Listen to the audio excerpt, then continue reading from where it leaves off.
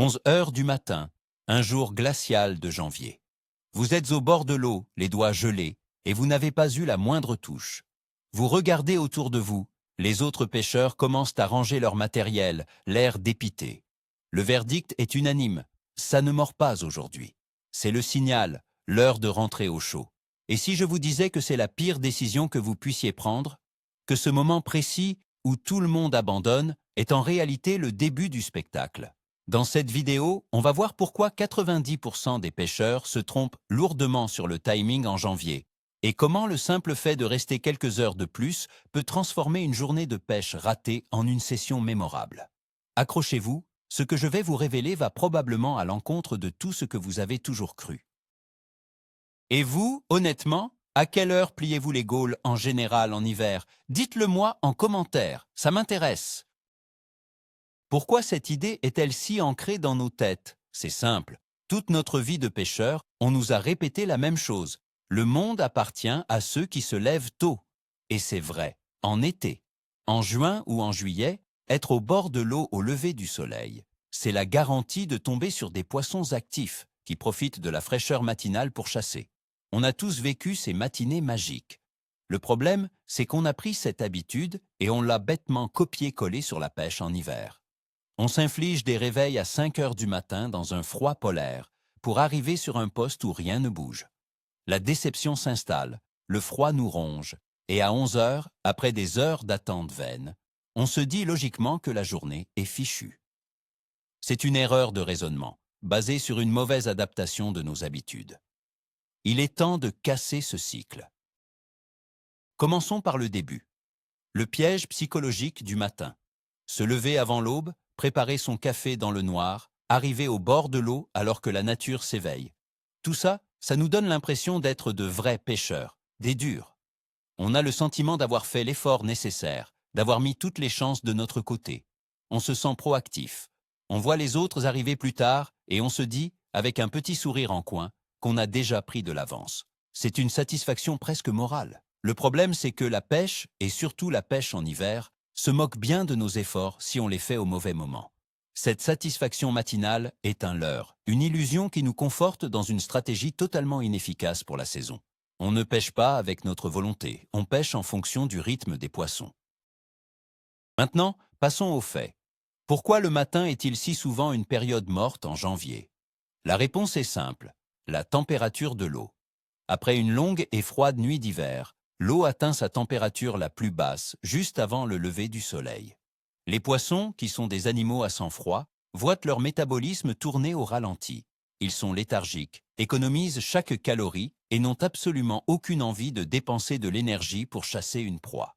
Imaginez-vous, au saut du lit, quand il fait encore glacial dans la maison. Avez-vous envie de courir un marathon? Non. Vous avez juste envie de rester sous la couette. Pour un brochet ou un cendre, c'est exactement la même chose. Il est en mode économie d'énergie, et nos leurres qui passent devant son nez l'indiffèrent complètement. Mais alors, vous allez me dire, j'ai déjà pris du poisson le matin en janvier. Oui, bien sûr, ça arrive. C'est ce que j'appelle le faux positif. Parfois, on a un coup de chance. On présente notre leurre pile au mauvais moment pour le poisson, qui, par réflexe ou par une opportunité trop belle, le gobe. Ce poisson matinal est une exception, mais notre cerveau, lui, le retient comme une règle. Il se dit « Ah, tu vois, ça valait le coup de se lever tôt ». Et cette unique prise va renforcer notre mauvaise habitude pour les 10 prochaines sorties. On oublie les 9 matinées passées à se geler sans la moindre touche, et on se souvient de celles où, par miracle, on a sorti un poisson. C'est un biais cognitif classique qui nous empêche de voir la réalité en face. Statistiquement, les matinées d'hiver sont les moins productives. Pour bien comprendre, il faut parler un peu de physique, mais promis, ça va être simple. L'eau a une inertie thermique beaucoup plus grande que l'air. Ça veut dire qu'elle met beaucoup plus de temps à se réchauffer et à se refroidir. Quand le soleil se lève en janvier, l'air se réchauffe un peu, on sent une petite différence. Mais l'eau, elle, s'en fiche. Elle est encore sur la température de la nuit. Il ne suffit pas que le soleil soit là pour que la température de l'eau grimpe d'un coup. Il faut des heures d'exposition pour que les rayons solaires commencent à avoir un impact, même minime, sur la couche d'eau supérieure. C'est un processus lent et progressif. C'est pour ça qu'arriver à l'aube en pensant que le soleil va tout changer est une erreur fondamentale. Et ce soleil de janvier n'aide pas vraiment. Pensez à l'angle du soleil en hiver. Il est bas sur l'horizon, ses rayons sont rasants et beaucoup moins puissants qu'en été. Une grande partie de son énergie est réfléchie par la surface de l'eau et ne pénètre pas en profondeur. Le matin, entre 8 heures et 10 heures, son action est quasiment nulle. C'est seulement quand il commence à monter un peu plus haut dans le ciel, vers 11 heures, midi, que ses rayons deviennent plus directs et commencent enfin à réchauffer très légèrement la surface. On parle d'une augmentation de 1 ou 2 degrés, pas plus. Mais en hiver, ce petit degré, c'est un monde pour les poissons. C'est le signal que la journée commence vraiment. Parlons maintenant de ce qui se passe sous la surface. En hiver, on entend souvent qu'il faut pêcher creux, car les poissons descendent en profondeur. C'est vrai, mais c'est plus complexe. L'eau n'est pas à la même température partout. On a ce qu'on appelle une stratification thermique. Les couches d'eau les plus froides, proches de 0 degré, sont moins denses et peuvent rester en surface. L'eau la plus dense, et donc souvent un peu plus chaude, se trouve à 4 degrés Celsius. Les poissons vont chercher ces zones de confort thermique. Mais lorsque le soleil de midi tape un peu, il peut créer une fine couche d'eau superficielle légèrement plus clémente. Et c'est là que tout se joue. Les poissons peuvent remonter de quelques mètres pour profiter de ce micro-réchauffement. Ce fameux gain de 1 ou 2 degrés, ça peut vous paraître ridicule. Pour nous, passer de 5 à 6 degrés à l'extérieur, on ne sent presque pas la différence. Pour un poisson en plein hiver, c'est comme passer d'une pièce glaciale à une pièce avec un petit radiateur d'appoint. Ce petit changement de température est un déclencheur métabolique. Son organisme se réveille, sa digestion s'accélère un tout petit peu et surtout, son instinct de chasseur se remet en route. Il sait que ce réchauffement, même minime, va aussi activer d'autres maillons de la chaîne alimentaire. Il se met en position. Il sort de sa torpeur. Il est prêt à intercepter une proie qui ferait l'erreur de passer à proximité. Et ce moment, ce n'est pas à 8 heures du matin, mais bien plus tard. Et c'est là qu'on arrive au point crucial. Il ne s'agit pas seulement des carnassiers. C'est tout l'écosystème aquatique qui fonctionne au ralenti le matin. Pensez qu'un brochet va se mettre à chasser activement alors que tout son garde-manger est encore endormi, c'est illogique. Le prédateur suit la proie. Si les proies ne bougent pas, le prédateur ne bouge pas non plus, pour ne pas dépenser d'énergie inutilement. La clé pour comprendre l'activité des carnassiers en hiver, c'est donc d'observer le comportement du poisson blanc, des petits poissons fourrages. Et leur comportement est directement lié à ce que nous venons de voir, la température de l'eau et le soleil. Le poisson blanc, les gardons, les ablettes, les brèmes, eux aussi sont en mode économie d'énergie le matin. Ils restent groupés, souvent en profondeur, immobiles.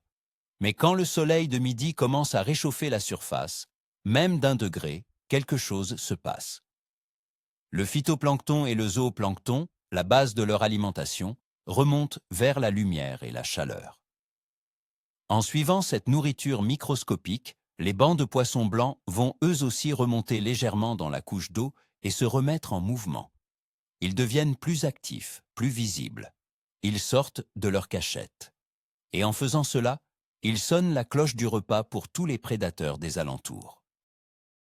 La règle d'or est donc, suivez la nourriture. Si vous savez que le garde-manger des carnassiers se met en branle vers midi, à quelle heure pensez-vous que les brochets, les cendres et les perches vont se mettre à table? Certainement pas à 9 heures du matin quand tout est encore figé par le froid. Ils vont attendre patiemment que les bancs de vifs se montrent, qu'ils soient plus vulnérables.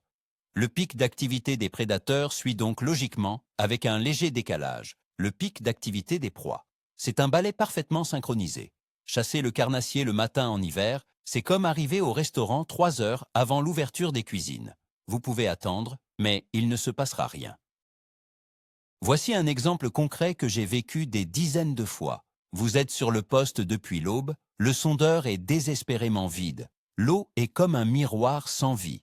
Et puis, vers 11h30, midi, vous commencez à voir de l'activité. Des petits frémissements à la surface, quelques gobages discrets.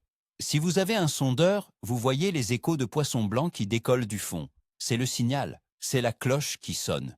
Ce n'est pas encore le moment de la touche, mais c'est le signe que le système se met en marche. Les carnassiers, qui étaient peut-être postés juste en dessous, le voient aussi.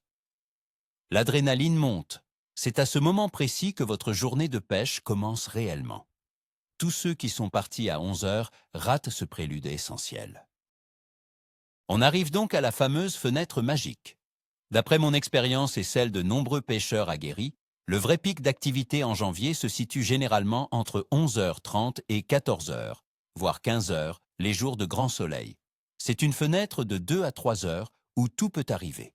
C'est pendant ce court laps de temps que vous allez enregistrer la majorité, voire la totalité de vos touches. C'est le moment où les poissons, réchauffés et stimulés par l'activité de leur proie, se décident à passer à l'attaque. C'est court, c'est intense, et il faut être prêt. Le reste de la journée, avant et après, est souvent beaucoup plus calme, voire complètement mort. Il y a un autre facteur qui entre en jeu, la pression atmosphérique. En hiver, les matinées peuvent être marquées par des pressions très hautes ou très basses et instables, ce qui n'est jamais bon pour la pêche. Souvent, le milieu de journée correspond à une période de stabilisation de la pression. Les poissons sont extrêmement sensibles à ces variations. Une pression stable, même pour quelques heures, les met en confiance et peut déclencher leur appétit. La combinaison d'un léger redout de l'eau, de l'activation du poisson fourrage et d'une pression atmosphérique stable crée un cocktail parfait pour une session de pêche réussie. Et ce cocktail est rarement servi au petit déjeuner. Je me souviens d'une sortie en particulier sur un grand lac. J'étais arrivé tôt par habitude. Vers 10h30, il y avait au moins une dizaine de bateaux sur la zone. À 11h, plus personne. Tout le monde était parti en se disant que c'était une journée sans. J'ai décidé de rester juste pour voir. J'ai mangé un sandwich et vers 12h15, l'enfer s'est déchaîné. J'ai enchaîné les cendres, des poissons magnifiques. Mon sondeur, qui était vide le matin, était rempli d'échos et d'arcs de prédateurs en chasse. J'étais seul sur l'eau, au milieu d'un festin. Cette journée a été une révélation. J'ai compris que le plus grand adversaire du pêcheur en hiver, ce n'est pas le froid, c'est l'impatience et les mauvaises habitudes. Alors, comment pêcher ce fameux pic d'activité? La stratégie ne change pas radicalement. Il faut continuer à pêcher lentement. Les animations minimalistes, les longues pauses, sont toujours de rigueur. Les poissons ne vont pas se mettre à sprinter sur 50 mètres pour attaquer votre leurre. La différence, c'est qu'au lieu d'être totalement apathiques, ils sont maintenant réceptifs. Un leurre souple qui passe lentement à proximité de leur poste de chasse a maintenant de grandes chances de déclencher une attaque. Ils sont plus enclins à faire ce petit effort qui fera la différence. Votre lancer n'est plus une bouteille à la mer. Il vise un prédateur qui est en attente, prêt à sanctionner la moindre erreur d'une proie. Le principal coupable dans cette histoire, c'est la force de l'habitude. On est des créatures de routine. On pêche en janvier de la même manière qu'on pêche en mai. On applique des recettes qui fonctionnent dans un contexte donné, à des situations où elles sont totalement contre-productives. Casser cette habitude est difficile. Se forcer à rester quand l'instinct et le froid nous disent d'eau de partir demande un effort mental. Il faut se faire violence, se dire « Non, je sais que le meilleur est à venir ». C'est un changement de mentalité, un mindset comme on dit, qui est aussi important que le choix du leurre ou de la canne. Il y a aussi la pression sociale, même si on n'aime pas l'admettre. Quand vous voyez tous les autres pêcheurs sur la berge ou sur l'eau commencer à plier les gaules, un doute s'installe. Et si c'était moi qui me trompais? Ils ont peut-être une information que je n'ai pas? Peut-être qu'ils savent que ça ne sert à rien de rester? La réponse est non. Ils ne savent rien de plus que vous. Ils ont juste froid, faim, et ils sont découragés par une matinée sans touche. En restant, vous ne faites pas preuve d'obstination, vous faites preuve de stratégie. Vous jouez aux échecs quand les autres jouent aux dames. Finalement, tout se résume à une question de patience. La pêche en hiver est un marathon, pas un sprint. Le pêcheur moderne est souvent impatient. On veut des résultats et on les veut vite. 3 heures sans touche le matin et on décrète que la partie est finie. On abandonne la course juste avant la ligne d'arrivée. On renonce au moment précis où il fallait redoubler d'attention. C'est l'erreur la plus frustrante de toutes, car elle est entièrement de notre fait. Le poisson était là, il allait s'activer, mais nous n'étions plus là pour le prendre. La patience n'est pas juste une vertu à la pêche, en hiver, c'est la compétence numéro 1. Alors, quelle est la nouvelle stratégie à adopter? La première, c'est celle de l'arrivée tardive. Plus besoin de vous lever aux aurores. Dormez un peu plus, prenez un bon petit déjeuner au chaud. Arrivez tranquillement au bord de l'eau vers 10 heures. Prenez le temps de monter votre matériel, de boire un café en observant le plan d'eau.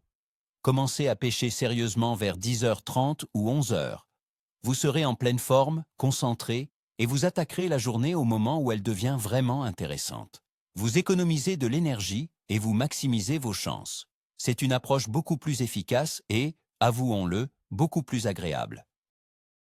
La deuxième stratégie, si vous tenez absolument à votre sortie matinale, c'est celle de la persévérance. Ne considérez plus 11 heures comme la fin, mais comme le début.